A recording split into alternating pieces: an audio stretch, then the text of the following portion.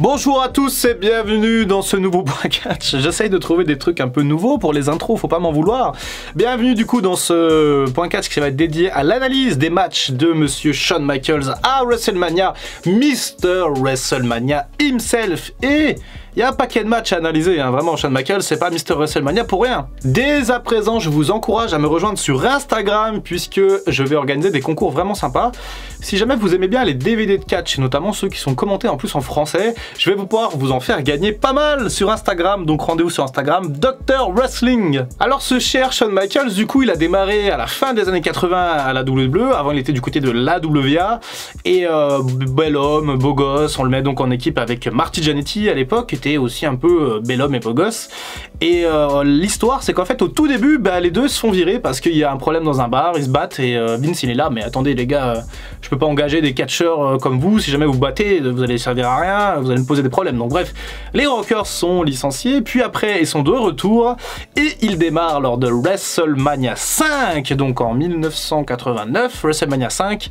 Le main event était le Macho Man Randy Savage face à Hulk Hogan. Or là, nous avions un match simple par équipe entre les Rockers et l'équipe composée de Hakim et du Big Boss Man, les Twin Towers. Donc globalement, l'idée du match c'était d'avoir les petits contre les gros, les beaux contre les moches. Bref, on a donc ce match par équipe un petit peu étrange, mais on a quand même une défaite des Rockers pour leur début à WrestleMania puisque les Twin Towers remportent ce match de manière assez simple. L'année suivante à WrestleMania 6, c'est pareil, les Rockers affrontent l'Orient Express avec Mr. Fuji qui est une équipe voilà, un peu bof. Le match est pas spécialement bon, il se passe pas grand chose et les Rockers perdent à nouveau puisque Marty Jannetty se fait compter à l'extérieur. Voilà, ça fait un peu tâche dans cette liste de Shawn Michaels. Par contre, la première victoire arrive pour Shawn Michaels lors de WrestleMania 7 en 1991 et à l'époque c'est encore les Rockers face aux Barbarians et à Haku, donc qui était une équipe voilà, plutôt intéressante sur le papier, et les Rockers remportent le match après un crossbody de Monsieur Shawn Michaels et la première victoire de Shawn Michaels à WrestleMania en 91. Derrière, c'est le fameux split, et oui, le segment du barbershop où Shawn Michaels envoie un super kick dans la tête de Marty Jannetty qui traverse la vitre à l'époque du barbershop, hein, du coiffeur, et ça avait traumatisé toute une génération à l'époque. Alors pas moi parce que j'étais pas né, quoique fin 91, c'était début 92 je crois, j'avais un mois, voilà, donc un peu trop petit pour regarder ce segment en direct. Bref, Shawn Michaels du coup entame sa carrière en solo. L'idée ça va être de le construire pour être un bon mid-quart d'heure et notamment tourner autour du titre intercontinental. Et à WrestleMania 8, ce cher Shawn Michaels, du coup accompagné par Sensational Sherri, affronte Tito Santana dans l'opener de WrestleMania 8. J'ai un doute, je crois que c'est l'opener. Bref, un match plutôt normal. Et au final, une victoire de Shawn Michaels lors de ce WrestleMania 8, qui était plutôt pas mal, hein, ce petit WrestleMania. L'année suivante, Shawn Michaels affronte Tatanka pour le titre intercontinental. Il est champion intercontinental à WrestleMania 9, Shawn Michaels, et il affronte donc Tatanka, et Shawn Michaels perd. Alors, vous allez me dire, il perd son titre intercontinental. Non, il n'a pas perdu son titre intercontinental parce que Michaels, cette espèce de chien là, il est resté à l'extérieur du ring et s'est fait compter, voilà, pour récupérer sa ceinture. Il a gagné comme un bon vieux tricheur, un bon vieux heel, et ça a plutôt bien fonctionné.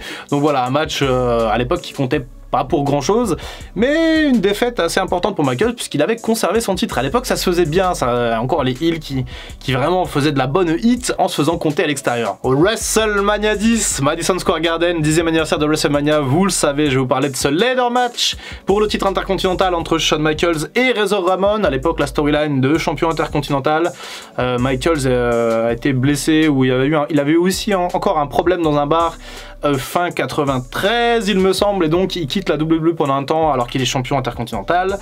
Razor Ramon entre temps gagne le titre, et je crois que c'est titre contre titre à l'époque, et du coup Razor Ramon remporte la partie après un match de l'échelle absolument fantastique, un 5 étoiles absolument dantesque. Michaels lutte contre l'échelle, diront certains, mais non, il faut être deux pour avoir un bon match, donc il y a aussi du crédit à donner à Monsieur Scotto, le Razor Ramon.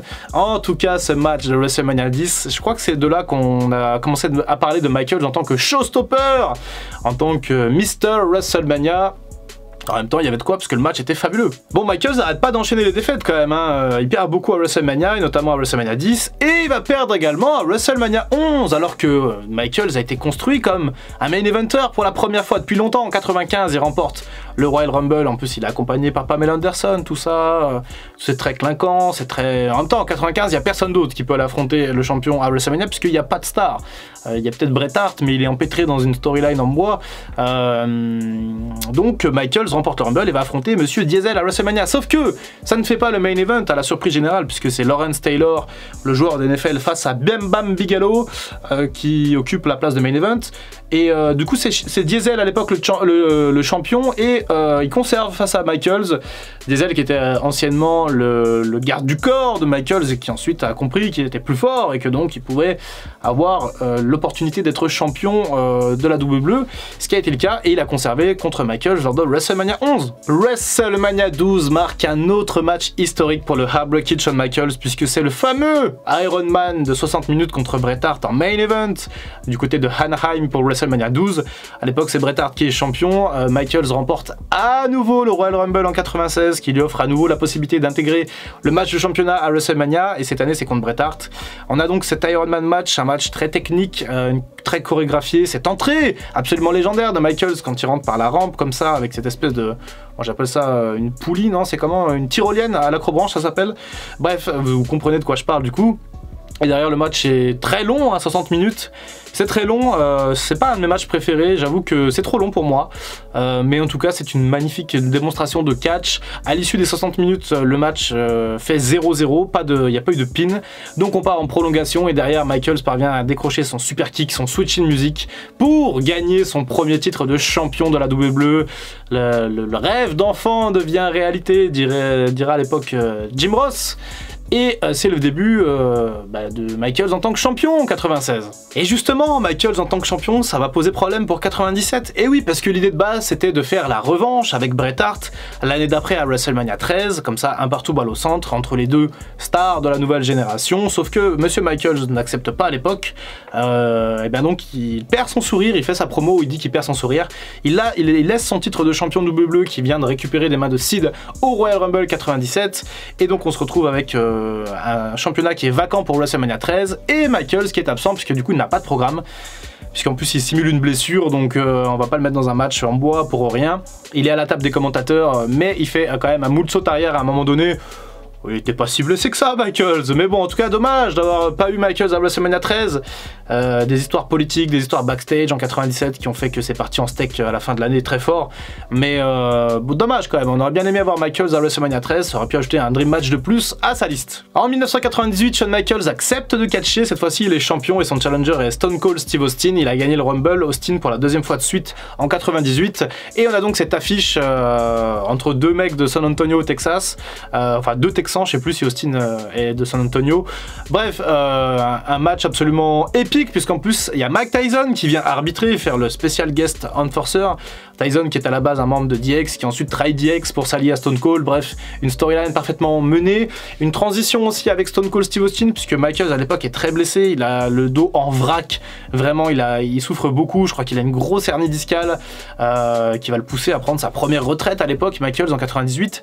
Donc ce match est plutôt bon, ça ouvre un petit peu l'Attitude Era, même si l'Attitude Era ça sera vraiment plus tard dans l'année 97 qu'elle sera validée par le patron himself, mais en l'occurrence ce premier match ouvre un petit peu la voie vers l'Attitude Era, et on part donc pour une retraite de 4 ans pour Shawn Michaels, et un bilan ma foi pas trop ouf à l'époque à WrestleMania, puisque s'il s'arrête là, Michaels il est à, si je dis pas de bêtises, 3 victoires et 6 défaites, donc ce qui fait quand même une majeure partie de défaites dans le plus grand des shows. 2003 marque le retour de Shawn Michaels à la compétition à WrestleMania, parce qu'attention, il revient en 2002 à SummerSlam 2002 contre Triple H, et là donc c'est son premier match à WrestleMania depuis 4 ans, depuis 5 éditions, 15, 16, 17, 18, il a raté 4 WrestleMania, et il affronte Chris Jericho entre temps qui est arrivé, Chris Jericho dont le modèle est Monsieur Shawn Michaels, donc c'est un peu un match maître contre apprenti finalement, un match d'une qualité inouïe. J'adore ce match entre Jericho et Michaels, c'est une véritable masterclass de storytelling et de technique par la même occasion, même le final est parfaitement exécuté.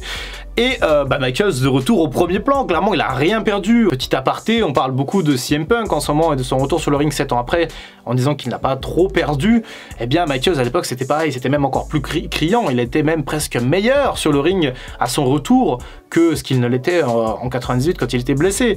Donc voilà, ce match contre Jericho est absolument à voir, donc foncez en tout cas, et Michaels gagne ce combat contre Jericho. À WrestleMania 20 en 2004, on a un triple menace pour le titre de champion du monde poids lourd détenu à l'époque par Triple H, et on a Michaels qui est dans l'équation avec Chris Benoit qui remporte le Rumble en 2004, et Michaels qui sert aussi un petit peu de... Il est face à l'époque, mais tu sens qu'il peut vite vriller. Et donc on a ce triple menace. Je sais pas pourquoi à l'époque Vince McMahon ne fait pas juste Hunter contre Benoit, Triple H contre Benoit. En tout cas, Shawn Michaels est ajouté à l'équation et c'est pour le meilleur parce que vraiment ce match de WrestleMania 20 est absolument exquis, c'est un 4,75 sur 5, c'est presque la perfection, mais à l'époque c'était vraiment tout pour Benoît et Shawn Michaels servait à mettre over Chris Benoit et donc n'avait pas d'habilité à être champion à l'issue de ce match. En tout cas un excellent match et Shawn Michaels a perdu au détriment bien sûr de Chris Benoit qui remporte le titre à l'époque en 2004. À WrestleMania 21 en 2005, une nouvelle défaite pour le Heartbreaking Shawn Michaels face à cette fois-ci à Kurt Angle, un match simple pour une exhibition absolument dantesque. Ce match Angle Shawn Michaels c'est pareil, c'est presque un 5 étoiles, il est fabuleux, il est très long, 32 minutes à l'époque ça avait râlé parce qu'ils avaient pris beaucoup plus de temps que prévu et le match entre JBL et John Cena notamment avait dû durer à peine 10 minutes parce qu'il fallait rétrécir du coup, mais en tout cas oh là là, les soumissions, la technique, le high flying, bref, tout était là dans ce match, le storytelling était au top. Cette confrontation, enfin ces confrontations entre Angle et Michael sont absolument magnifiques, franchement toutes autant qu'elles sont. C'est deux styles totalement différents qui s'opposent, mais sur le ring il y a une véritable alchimie et ce match de WrestleMania 21 il est fabuleux. Bon, Michaels il a perdu aussi à WrestleMania 21, c'est vrai je l'ai pas dit, il a perdu encore 2 fois de suite, mais il gagne en 2006 à WrestleMania 22 contre le patron Vince McMahon. Et oui, Michaels contre McMahon, c'était surprenant à l'époque comme programme un peu de secours, puisqu'à l'époque ça devait être Eddie Guerrero, d'après les plans, pour un dream match à nouveau entre Michaels et Guerrero. Or on sait que Eddie Guerrero est décédé fin 2005, donc ça a mis à mal ce plan, et McMahon était un peu le plan B. Et on a un match no hold bar, on retiendra cette descente du coude absolument légendaire de Michaels depuis le haut d'une grande échelle avec McMahon qui est posé sur une table et une poubelle sur la tête. Ça reste un peu dans les souvenirs, mais voilà, une défaite une victoire assez anecdotique pour Shawn Michaels et qui va surtout servir derrière à recréer DX et avoir un nouveau règne de DX en tant que face au McMahon durant toute l'année 2006. En 2007, c'est Triple H qui est censé prendre sa revanche sur John Cena lors de WrestleMania 23 lors du main event. Or, ce bon vieux Hunter, il se blesse assez gravement au quadriceps lors de New Year's Revolution 2007 dans un match entre DX et Rated RKO. Et bah du coup, le remplaçant tout trouvé pour ce match contre Cena, c'est Shawn Michaels. Un excellent match de catch, une entrée façon DX un peu spéciale pour Shawn Michaels. À l'époque, c'était un peu bizarre de pas avoir son thème pour un match de cette ampleur, mais bon, ça faisait partie de la storyline en cours. Et un très bon match de catch. C'est pas le meilleur entre Cena et Michaels, le meilleur est celui de Londres à Raw quelques temps plus tard. En tout cas, Michaels qui perd le titre, enfin qui ne gagne pas le titre contre Cena, mais c'était normal à l'époque, on voyait pas trop Michaels avec le titre, ça n'avait pas trop d'intérêt.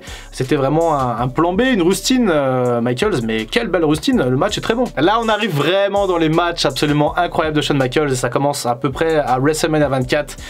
Quand il y a ce match pour la fin de carrière de Ric Flair choisit son ultime adversaire, la prochaine fois qu'il perd, il prend sa retraite, c'était ça la storyline. Shawn Michaels est choisi pour être l'adversaire à WrestleMania 24, un match au sommet entre deux légendes, deux icônes. Si Chris Jericho avec pour idole Shawn Michaels à l'époque, Shawn Michaels avait pour idole quant à lui Ric Flair. Et Ric Flair donc dans le ring avec Michaels à WrestleMania 24, et un match absolument magnifique, magistral de storytelling, beaucoup de psychologie. I'm sorry, I love you, juste avant de lui arracher la tête avec un switch in music à Ric Flair, c'était C'était magnifiquement fait. Michaels remporte ce match, bien sûr, pour la retraite de Ric Flair. Beaucoup d'émotions, les larmes de Ric Flair, tout est parfait dans ce match. Derrière, ça va en plus, ils vont capitaliser sur ça pour en faire des storylines avec Batista et Chris Jericho sur toute l'année 2008, donc c'est vraiment parfait. J'adore ce match entre Ric Flair et Shawn Michaels, c'est vraiment superbe. Et puis voilà, un match, une victoire de Shawn Michaels à WrestleMania, ça fait du bien. On arrive proche de la fin puisque WrestleMania 25 marque l'avant-dernier match de Shawn Michaels à WrestleMania en 2009 du coup, et c'est un match amical contre l'Undertaker. Pas trop de storyline, juste l'Undertaker et Michaels face à face, l'un contre l'autre. Et ce match est une masterclass, une pépite absolue. Il faut connaître ce match. Si vous ne l'avez pas vu, il faut le regarder. Vraiment, ça fait partie des must-see à la WWE. C'est absolument... Tout va bien dans ce match, il y a même des moments où ça va pas bien, où on a très peur pour l'Undertaker, mais ça fait partie justement du sel de cette confrontation.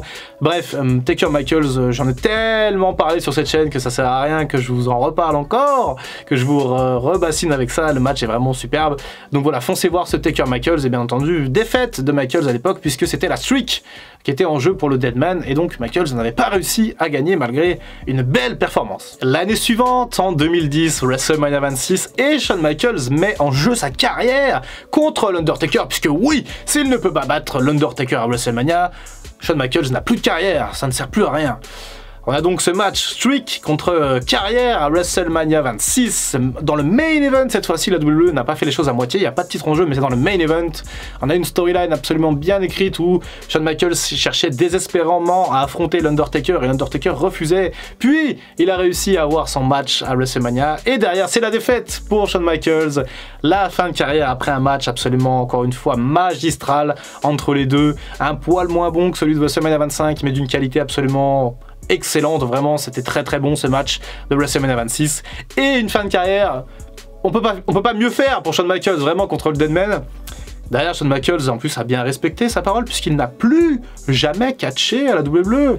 Non, il n'a plus jamais catché. Si vous pensez qu'il a catché un jour, alors qu'il avait plus de cheveux ou quoi, non, c'était un sosie. C'était son frère jumeau. Voilà pour la liste des matchs de Shawn Michaels à WrestleMania. Un bilan, ma foi, assez négatif en termes de victoire ratio défaite.